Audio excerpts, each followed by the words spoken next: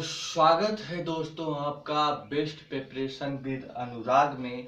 यहाँ पे आपको हम शिक्षण और अधिगम पढ़ा रहे थे और उसमें हम शिक्षण के बारे में आपको बातें बता रहे थे। तो बहुत सारी चीज़ों को हम लोगों ने सीख चुका है और आज हमारा ये शिक्षण का लास्ट टॉपिक है। इसके बाद शिक्षण पूरी तरह से समाप्त हो जाएगा। तो जितना आप लोगों ने सहयोग दिया, इसमें साथ दिया, अच्छे से समझा, इसी क्रम में हम लोग ऐसे ही बढ़ते रहेंगे और यकीन मानिए कि आपको चीजें एकदम अच्छी तरह से स्पष्ट होती चली जाएंगी। तो ठीक है, आज हम शिक्षण के आखिरी पड़ाव पर पहुंच गए हैं, जो कि शिक्षण को आज हम खत्म कर देंगे और वो है हमारा जो आखिरी चीज जो हमको पढ़ना है, वो है हमारा शिक्षण के प्रकार। क्या है? शिक्षण के प्रकार है, ठीक ना। यानी कि टाइप्स ऑफ टीचिंग है, यानी कि टीओटी के बारे में पढ़ना है। किसके बारे में? टीओटी के बारे में पढ़ना है, types of teaching. Type of teaching का मतलब शिक्षण के प्रकार की बात है। तो जब हम शिक्षण के प्रकार की बात कर रहे हैं, तो हमने जब शुरू में आपको बताया था कि 4 तत्वों के आधार पर शिक्षण के 3 रूप होते हैं, वो 3 रूप इसी में ही समाहित कर लिया जाएगा। वो जो 4 तत्व थे, एक्चुअली में देखा जाए, हमने सभी में आपको क्या बताया था कि शासन के आधार पर, उसमें सभी में बताया था एक तंत्र होता है तो वहां पे शासन प्रणाली कैसी होती है। जब लोकतंत्र होता है तब वहां पे शासन प्रणाली कैसी होती है, और जब हस्तक्षेप रहित शासन होता है तब वहां पे शासन प्रणाली कैसी होती है। तो एक प्रकार तो हम लोगों ने वहीं पर ही सीख लिया था जब हम आपको शिक्षण पढ़ा रहे थे। तो आई थिंक वो बातें आपको क्लियर हो गई होगी कि वो बहुत ही इम्पोर्टेंट है, क्योंकि उसके तीनों प्रकारों को हम लोगों ने वहां पर समझा था। लेकिन जब यहाँ पर हम बात कर रहे हैं, तो यहाँ पर जब हम प्रकार की बात करेंगे तो यहाँ पर क्या होगा, यहाँ पर बस हम उसके नाम को जान लेंगे, बस इतना ही समझना है और कुछ नहीं। तो जरा देखिए, हम आपको बताने की एक कोशिश कर रहे हैं, इस तरह से आपको अच्छे तरह से याद हो जाएगा। जरा देखिए क्या है, हम फ्लो चार्ट बनाएंगे और फ्लो चार्ट में किस तरह से पहला जो हमारा होगा, वो पहला हमारा होगा उद्देश्य। यानी कि देखिए, जब हम कोई कार्य करते हैं तो हमारा कोई उद्देश्य होता है कि नहीं होता है। आप अगर पढ़ रहे हैं तो आपका उद्देश्य है कि आपको यह शिक्षण का प्रकार याद होना चाहिए, समझ में आना चाहिए। तो एक उद्देश्य है आपका, एक मोटिव है आपका, ठीक है ना। तो एक चीज आएगा कि किसी चीज में पहले करेंगे तो उद्देश्य निकल कर आएगा, एंड ऑब्जेक्टिव निकल कर आएगा, ठीक। जब हम दूसरी बात करेंगे, तो जब किसी चीज का उद्देश्य आपका क्लियर हो जाएगा तो आप ये जानेंगे कि वहां की शासन व्यवस्था कैसी है। तो दूसरी जब हम बात करेंगे तो क्या देखेंगे कि शासन व्यवस्था कैसी है, शासन व्यवस्था। तो जब दूसरी चीज की हम बात करेंगे तो शासन व्यवस्था के बारे में जानेंगे। यानी कि पहले हम किसके बारे में जाने? उद्देश्य। तो उद्देश्य क्या रिलेटेड है? शासन व्यवस्था। ऐसे समझिए, जब उद्देश्य क्लियर हो गया तो अब किसका उद्देश्य है वो बताओ, तो उसका शासन व्यवस्था हमको बताओ। इसका मतलब जब उद्देश्य क्लियर हो गया, कहने का मतलब आपका उद्देश्य क्लियर हो गया कि हमको पढ़ना है, ठीक है ना। आपको ये क्लियर, अब पढ़ाई में आपने किस तरह की शासन अपनाया है, आपके घर वाले किस तरह से आपको शासन प्रणाली में आपको मतलब पढ़ने के लिए किस तरह का माहौल दे रहे हैं, खुला माहौल है या कुछ अनुशासन में रख रहे हैं, तो उसी तरह समझ लीजिए शासन व्यवस्था कैसी है पढ़ाई को लेकर, आप लोग समझिए। तीसरी जब हम बात करेंगे, जब शासन व्यवस्था की जब हम बात कर लेंगे, तब उसके बाद क्या आएगा, हम लोग तीसरी बात में जब देखेंगे तो यहाँ पर बनाते हैं आप लोग। जब शासन व्यवस्था हो गई आपकी, तो अच्छा, शासन पहला उद्देश्य है, दूसरा आपका शासन व्यवस्था है। जब तीसरे पर आएंगे तो तीसरे पर हमें एक चीज क्लियर होना चाहिए, वो है आपका कि उसका स्वरूप कैसा है। किसका? जो ये शासन व्यवस्था, इस शासन व्यवस्था का स्वरूप किस तरह से है। तो हम तीसरी बात करेंगे कि स्वरूप, ठीक है ना। स्वरूप कैसा है किसका? शासन व्यवस्था का। तो हम स्वरूप बना लेंगे। अब अगर आपको स्वरूप क्लियर हो गया तो इसके स्वरूप जो है, अपने जो रूप है, इन कितने स्तरों में ये विभाजित है ये स्वरूप। तो जब हम अगली बात करेंगे तो स्तर की बात करेंगे। किसकी बात करेंगे? स्तर की। तो ये बात शायद क्लियर हो रहा होगा, स्वरूप के बाद हम किस में आएंगे? स्तर। क्यों? क्योंकि जब उसकी स्वरूप आपको पता चल गया, उसका अपना रूप होता है, वो अपना रूप कितने स्तरों में उसको विभाजित है, यानी कि किसी के सामने कुछ और बोलता है, किसी के सामने उसका रूप कुछ अलग तरह से हो जाता है, ये समझिए। तो उसके अनेक स्तर हैं। ये बात आई ठीक? मुझे लग रहा है कि ये चीज समझ में आ रहा है जो हम बताना चाह रहे हैं। अभी देखना आपको हर चीज याद हो जाएगी, ऑटोमेटिक याद हो जाएगी। तो जब स्तर की हम बात कर लेते हैं तो स्तर के बाद में जो अगला पड़ाव आता है हमारी शैक्षिक व्यवस्था कैसी है वहां की। तो हम अगली जो बात करेंगे तो लिखेंगे शैक्षिक व्यवस्था। क्या है? शैक्षिक व्यवस्था।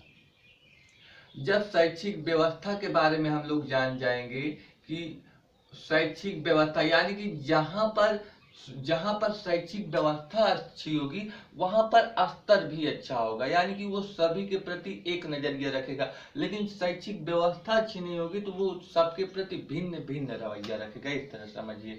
तो स्तर डिपेंड करेगा शैक्षिक व्यवस्था पे। शैक्षिक व्यवस्था पे कैसे? जब स्तर को इक्विलिब्रियम में लाना है, यानी कि बराबर इक्वल में लाना है, तो इसका मतलब शैक्षिक व्यवस्था बेहतर होनी चाहिए। शैक्षिक व्यवस्था बेहतर होने के लिए क्या होनी चाहिए?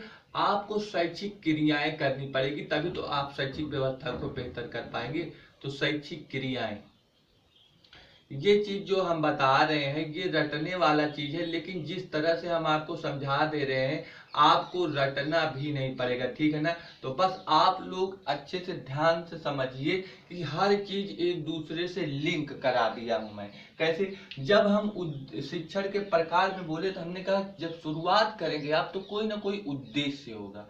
उद्देश्य की बात, उद्देश्य का कहने का मतलब अब आप उद्देश्य को तो ले लिए हैं, अब आप उसके शासन प्रणाली में जाइए कि उस क्षेत्र के अंदर जब हम गए तो उस क्षेत्र का शासन प्रणाली किस प्रकार की है।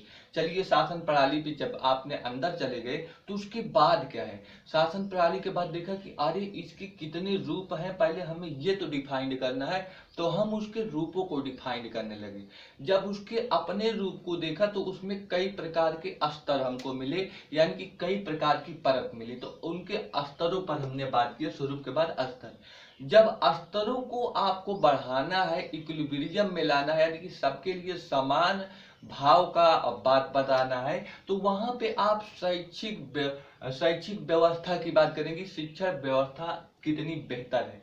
और जब शिक्षण व्यवस्था की बेहतर करने की बात होगी तो शैक्षिक क्रियाएं तो करनी ही पड़ेगी। तो ये आपका 6 हो गए, 1 2 3 4 5 और 6, यानी कि 6, ये 6 आधार हैं प्रमुख। इन्हीं 6 आधारों के जरिए ही आपके 6 प्रकार से शिक्षण को बांटा गया है। यानी कि शिक्षण के प्रकार को हम कितने भागों में देख सकते हैं?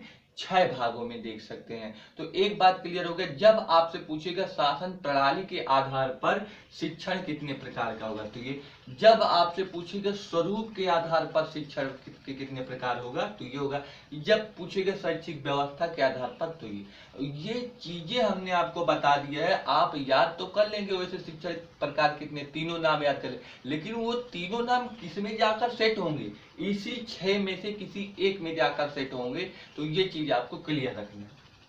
आइए उद्देश्य में आप बात करते हैं, तो उद्देश्य में कौन है? तो यहाँ पर हम एक एक लिखेंगे और मिटाते जाएंगे, आप लोग क्लियर समझते चलिए। जब उद्देश्य की बात करेंगे तो उद्देश्य में 3 प्रकार के आएंगे निकल के। कौन कौन से? 3 प्रकार से। अब वो 3 कौन से?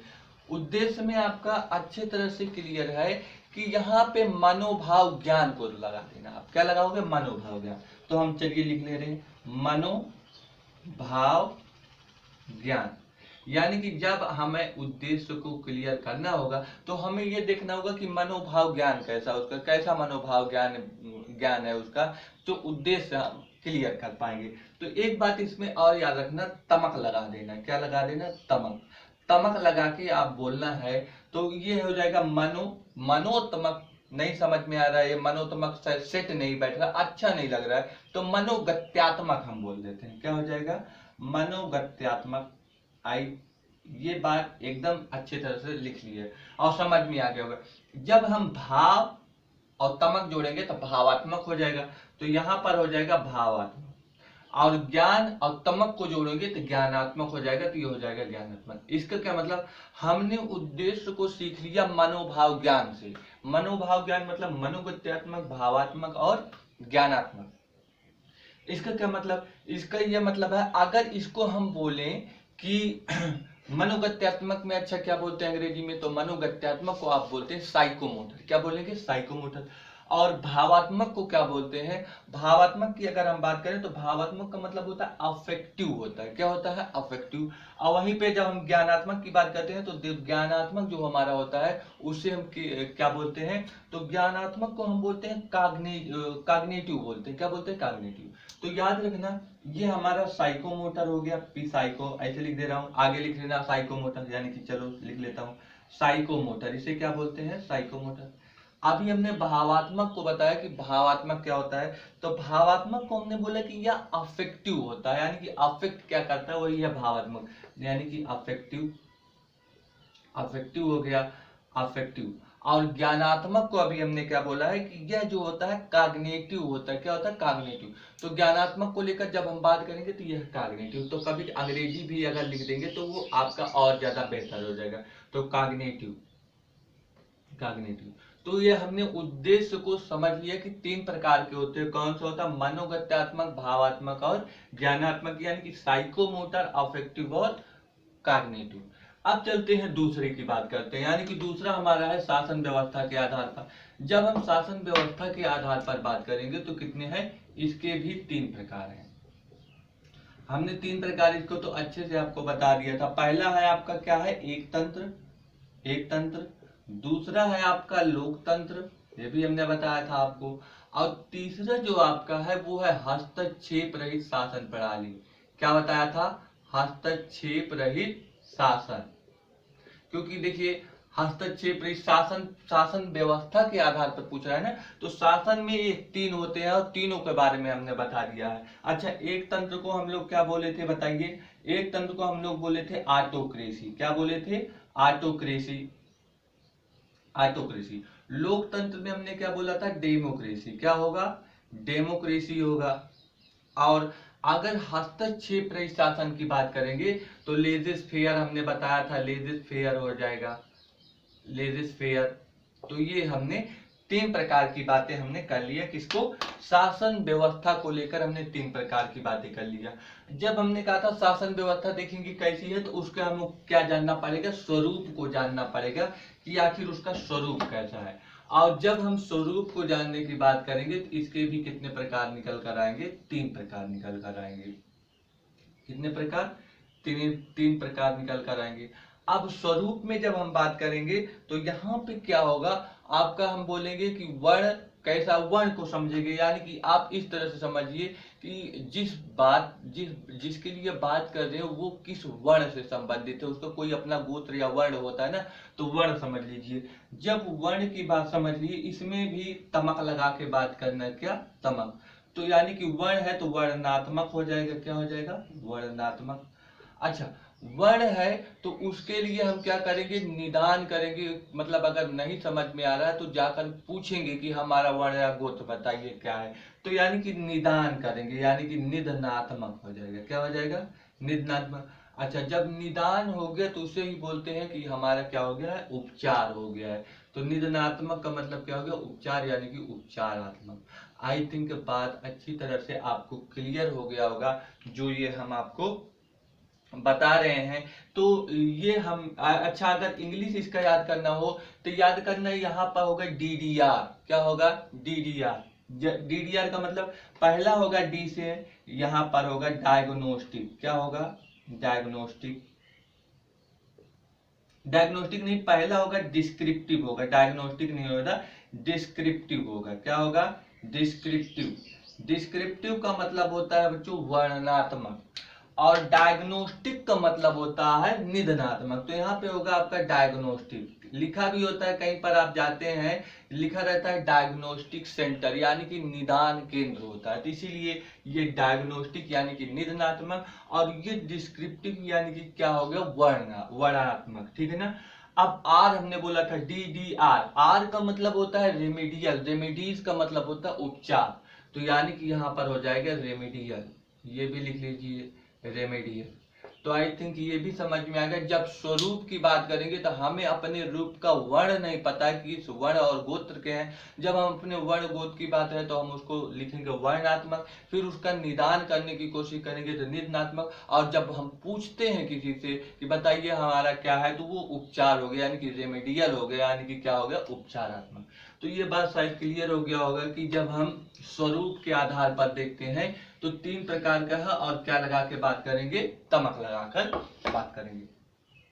अगर अगली बात करें तो स्तर के हिसाब से अगर हम देखें तो स्तर के हिसाब से भी 3 प्रकार हैं। स्तर के हिसाब से कौन कौन से है वो 3, तो वो 3 है आपका। पहले आप क्या करोगे, पहले आप स्मृति में लोगे, यानी कि स्मृति क्या होगा, स्मृति, किसी चीज की आपको क्या होना, याद होना, याद करना ही स्मृति कहलाता है। तो स्मृति जब हो जाएगी, आप कोई चीज जब याद कर लेंगे तो आपको क्या हो जाता है, बोध हो जाता है। क्या हो जाता है, बोध। तो स्मृति के बाद जो अगला स्तर आता है वो आता है आपका बोध, और बोध के बाद का जो नेक्स्ट स्तर होता है वो होता है आपका क्या, चिंतन। तो स्मृति, बोध, चिंतन, ये 3 प्रकार का इसमें होगा। तो स्मृति, बोध, चिंतन। स्मृति को क्या बोलते हैं अंग्रेजी में, मेमोरी, और स्तर को क्या बोलते हैं, लेवल। तो ये हमारा हो जाएगा क्या, मेमोरी लेवल। तो स्मृति को हमने बोला मेमोरी लेवल। फिर अगर ये बोध की बात करें तो बोध को हम क्या बोलते हैं, बोध हो जाना, यानी कि समझ में आ जाना। समझ में आने का मतलब क्या होगा, अंडरस्टैंडिंग। तो दूसरा वाला क्या हो जाएगा बच्चों, अंडरस्टैंडिंग लेवल। और अगर तीसरे वाले की बात करें, चिंतन, चिंतन करने का मतलब अब आपको जो ज्ञान हो गया है, अब आप उस पर चिंतन करके दूसरों को ज्ञान बांटिए, यानी कि रिफ्लेक्ट करिए, यानी कि दूसरों तक पहुंचाना, यानी कि क्या हो जाएगा, रिफ्लेक्टिव। तो लिख लीजिए यहाँ पर, इसको हम बोलते हैं मेमोरी लेवल, मेमोरी लेवल। इसको बोलते हैं, आपको ज्ञान हो गया यानी कि समझ हो गया, यानी कि क्या हमने बोला, अंडरस्टैंडिंग लेवल, अंडरस्टैंडिंग लेवल। और चिंतन का मतलब अब आप उस पर चिंतन किए, समझ गए हैं, अब दूसरों को बांटेंगे, यानी कि रिफ्लेक्ट करेंगे, तो क्या हो जाएगा, रिफ्लेक्टिव लेवल। क्या हो गया, रिफ्लेक्टिव लेवल। तो आई थिंक ये तीनों चीजें आपको समझ में आ गई होगी जो हमने बताया। अब आगे चलते हैं। जब शैक्षिक व्यवस्था की बात करते हैं तो शैक्षिक व्यवस्था में क्या होगा, इसके भी 3 प्रकार होंगे शैक्षिक व्यवस्था के। तो इसको भी लिख लीजिए, शैक्षिक व्यवस्था के भी 3 प्रकार को।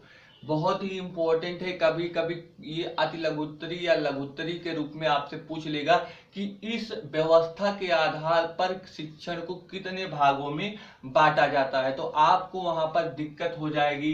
तो इसीलिए बोल रहे हैं, ये जो हम तरीका बता रहे हैं 1 या 2 बार आप इसको देख लेंगे तो ये ऑटोमेटिक आपके दिमाग में क्लियर हो जाएगा। तो जब हम आपकी शैक्षिक व्यवस्था के बारे में बात करते हैं 3 प्रकार के होते हैं, और वो 3 प्रकार के कौन कौन से लिख लीजिए, औपचारिक, क्या होगा, औपचारिक, दूसरा होगा अनौपचारिक, अनौपचारिक, और तीसरा होगा आपका निःचारिक, निःचारिक। मतलब अगर अंग्रेजी में इसको बोले तो अंग्रेजी में ये होगा आपका फॉर्मल। क्या होगा, औपचारिक को क्या बोलते हैं, फॉर्मल, और अनौपचारिक को बोलते हैं नॉन फॉर्मल। क्या बोलते हैं, नॉन फॉर्मल, नॉन फॉर्मल। और जब निःचारी की बात करेंगे तो ये होगा इनफॉर्मल। क्या होगा, इनफॉर्मल। तो ये बात क्लियर हो गया होगा कि शिक्षण व्यवस्था के आधार पर हमने कितनी प्रकार का बताया, आपको 3 प्रकार का बताया। तो ये भी आप चलिए ये नोट कर लिया होगा आपको। जब हम तीसरी वाली की बात करें कि शैक्षिक क्रियाओं के आधार पर कितने प्रकार का होता है, तो ये भी 3 प्रकार का होता है, इसको भी लिख लीजिए। जब क्रिया करेंगे, क्रिया करने का मतलब क्या है, पहले आप क्रिया करने में पहले आप प्रस्तुतिकरण करते हैं। क्या करते हैं, प्रस्तुतिकरण। तो पहला हो जाएगा यहाँ पे प्रस्तुतिकरण। प्रस्तुतिकरण के बाद क्या करते हैं, अब आप प्रदर्शन करते हैं। तो प्रदर्शन हो जाएगा, कुछ एक्शन करते हैं ना, प्रस्तुतिकरण करने के लिए कुछ आते हैं, एक्शन करते हैं, और एक्शन जब करते हैं तो उसी के दौरान जो अगला चरण होता है तो आप कार्य करने लगते हैं, तो होता है कार्य करना। कार्य करना, ठीक है ना। तो यहाँ पर होगा आपका डीडीए, नहीं डीडीए तो वहां पर था, यहाँ पे प्रस्तुतिकरण का मतलब प्रेजेंटेशन होता है, और प्रदर्शन का मतलब होता है डिमॉन्स्ट्रेशन, और कार्य करना तो समझते ही हैं आप, एक्शन का मतलब एक्शन होता है, एक्शन कर रहे हैं कोई आप तो कार्य करना हो जाएगा। तो लिख लीजिए यहाँ पे प्रेजेंटेशन, क्या हो जाएगा ये प्रेजेंटेशन। प्रदर्शन का मतलब हमने बोला कि डिमॉन्स्ट्रेशन हो जाएगा, तो इसको लिख लीजिए डिमॉन्स्ट्रेशन। और एक्शन यानी कि कोई एक्शन कर रहे हैं तो क्या कर रहे हैं, कार्य कर रहे हैं, तो इसको लिख लीजिए कि ये आपका एक्शन हो जाएगा। तो आई थिंक ये बातें आपका क्लियर हो गया।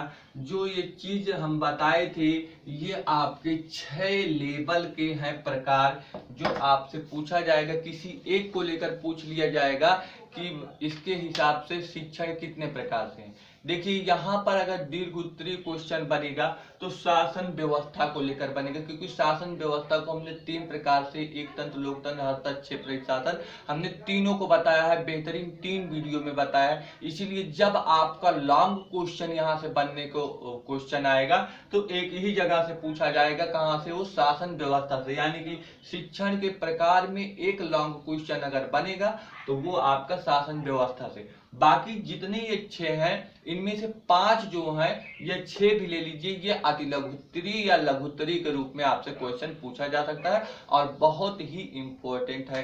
तो याद रखना, ये जब आप चीज देख लेंगे जिस तरह से हमने बताया है, ये एक माइंड ऑफ सेट है कि आपके दिमाग में बैठाने के लिए हमने ये तरीका बताया है। और यकीन मानिए कि 1-2 बार आप जब इस पर प्रैक्टिस कर लेंगे, अभ्यास कर लेंगे, तो बेहतर आपके समझ में स्टोर हो जाएगा। समझ में क्या, एकदम बढ़िया से आप जान जाएंगे और ज्यादा आपको दिमाग लगाने की जरूरत नहीं। जिस तरह से हमने आपको बताया बस उसी तरह से आपको बस समझते जाना है, उसी प्रक्रिया में आगे बढ़ते जाना है। क्योंकि एक शिक्षक का कार्य होता है पथ प्रदर्शक का, तो हम आपको वही राह दिखा रहे हैं, बस आप वही राह पकड़े चले चलिए और देखना आपको ये चीज एकदम स्पष्ट और क्लियर होता चला जाएगा। ठीक है, तो मिलते हैं जब आप देखिए, अब हमारा शिक्षण खत्म हो गया है, अब अधिगम की बात है, तो अधिगम भी चालू कर सकते हैं, कोई अन्य टॉपिक भी चालू कर सकते हैं, लेकिन हम यही सोचेंगे कि जैसे शिक्षण को खत्म किया वैसे अधिगम को खत्म करें, ताकि हमारा पूरा टॉपिक ही पूरा खत्म हो जाए। जब भी शिक्षण अधिगम की बात किया जाता है तो ये यहाँ पे ये बहुत जरूरी हो जाता है, और ये बहुत इंपॉर्टेंट टेट और सुपर टेट के लिए भी होता है। तो ये टॉपिक पढ़ना बहुत ही इंपॉर्टेंट है, इसलिए इसे शेयर पक्का करें आप लोग, सब्सक्राइब भी कर लें, क्योंकि शेयर नहीं करेंगे तो यार कितने लोग, कितने कम ही लोग देख रहे हैं, 5-6 लोग हैं जो इसमें जुड़े हैं। तो अगर आप लोग देख रहे हो तो इसको आगे और बढ़ाएं, कम से कम थोड़ा लोग बढ़ें, और कमेंट भी कर दिया करें। कमेंट पढ़ने पे हमें समझ में आता है कि हमारे द्वारा जो ये पढ़ाया जा रहा है आपको समझ में आ रहा है कि नहीं आ रहा है। तो अगर कुछ और परिवर्तन करना होगा तो आपके कमेंट के ही जरिए से हमको पता चल पाएगा कि हमें किस तरह से इसमें और परिवर्तन करना है। तो कुछ चीजें आप कमेंट के भी द्वारा बताया करें कि इसमें सर ये चीज है, ये चीज है, तो हम इसमें और भी सोचेंगे और अपने अपने आप को और ज्यादा मोटिवेट करके हम आपको और अच्छा वीडियो बनाने की कोशिश करेंगे। तो ठीक है, मिलते हैं एक अगले बेस्ट वीडियो के साथ। तब तक के लिए आप लोग पढ़ते रहिए, एंजॉय करते रहिए। ठीक है।